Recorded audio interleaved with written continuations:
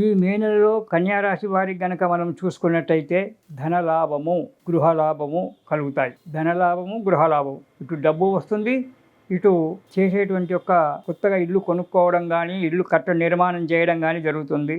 స్త్రీ సౌఖ్యము, భోజన సౌఖ్యము ఇవన్నీ కూడా చక్కగా ఉంటాయి. మా దగ్గర డబ్బే లేదు, ఇల్లెక్కడ కొంటామండి గురువు గారు అంటే, సామాన్యంగా ఒక 2 ప్లాట్లు ఉంటే ఒక ప్లాట్ అమ్మడానికి ప్రయత్నం చేస్తారు. ఇంతకాలం నుంచి ప్లాట్లు అమ్ముడు పోయినటువంటి ఒక ప్లాట్ ఇప్పుడు అమ్ముడు పోవచ్చు. ఆ డబ్బు పెట్టి మీరు ఇంకో దగ్గర ఇంకో ఇల్లు కొనడానికి ఆస్కారం జరగవచ్చు.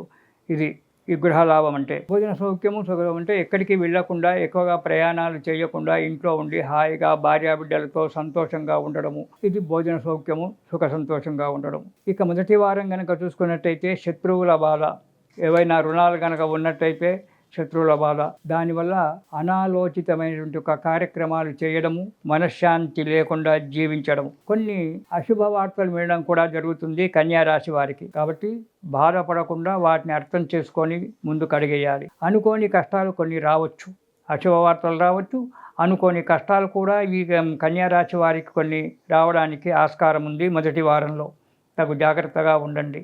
ఇక రెండవ వారం ఆరోగ్యంగా ఉండడం జరుగుతుంది. చేసే వృత్తిలో వ్యాపారంలో కొంత వృద్ధి కనబడుతూ ఉంటుంది, లాభాలు వస్తాయి. నూతన వస్తువులు, కొత్త వస్తువులు కొనడం కానీ, వస్త్రాలు కొనడం కానీ, లేదా ఎవరైనా బంధువులు పెళ్లికో దానికో వెళ్ళినప్పుడు అక్కడ బంధువులు వస్త్రాలు మీకు పెట్టడం అనేటువంటి జరుగుతుంది.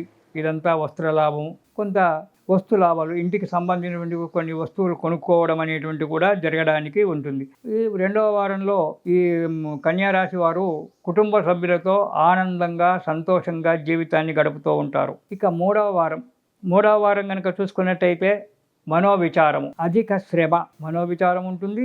దాంతోపాటు అధికమైన శ్రమ పడడం అనేటువంటి జరుగుతుంటుంది. కుటుంబంలో కొన్ని చిక్కులు రావడానికి ఆస్కారం ఉంది. చేసేటువంటి వృత్తిలో అంటే ఏదైనా యత్నకార్యము, ఏదైనా కార్యాన్ని ప్రారంభించాము అనుకున్నప్పుడు దానికి విఘ్నాలు రావడము, అనుకోని సంఘటనలు ఎదురు కావడము జరుగుతుంది. దానివల్ల భయంగా ఉండడము, కొంత డబ్బు నష్టపోవడం జరుగుతుంది మూడవ వారంలో కన్యారాశి వారికి.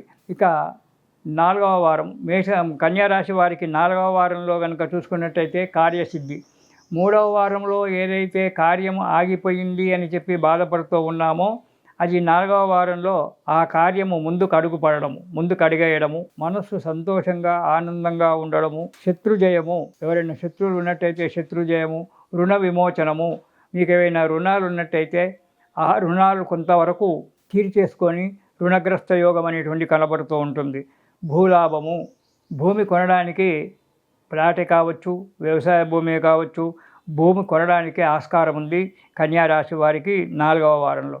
అంతేకాకుండా ఇంతకాలం నుంచి పెండింగ్లో ఉండే కోర్టు కేసులు ఏవైతే ఉన్నాయో ఆ కోర్టు కేసులు కూడా విజయం జరగడానికి ఆస్కారం ఉంది ఈ కన్యారాశి వారికి ఈ నెలలో, మే నెలలో. కాబట్టి ఈ రాశి వారు కూడా తగు జాగ్రత్తగా ఉంటూ ప్రతిరోజు కూడా శివస్తోత్రం పారాయణం చేస్తూ, శివస్తోత్రం పాటుగా నవగ్రహ స్తోత్రం కూడా పారాయణం చేసినట్టయితే వీరికి కష్టాలు తొలగిపోయి సుఖంగా సంతోషంగా జీవితాన్ని గడుపుతారు, ఉన్నతి పొందుతారు.